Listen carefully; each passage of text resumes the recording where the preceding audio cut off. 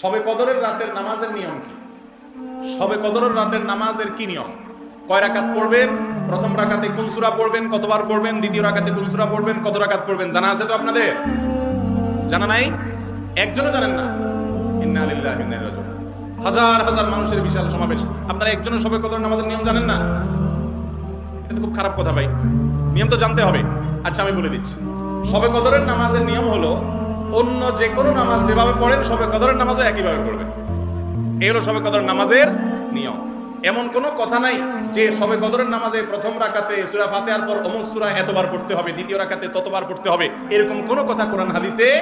এগুলা মন গড়া বিভিন্ন সিস্টেম, বিভিন্ন পদ্ধতির কথা, বিভিন্ন আপনার বাজারে নামাজ শিক্ষার বই নামে অনেক বই আছে, সব বই না, কিছু কিছু বই আছে, এইসব বইতে শবে কদরের নামাজ এত রাকাত, প্রথম রাকাতের এই নিয়ম, দ্বিতীয় রাকাতের ওই নিয়ম, এরকম বিভিন্ন কথা বলা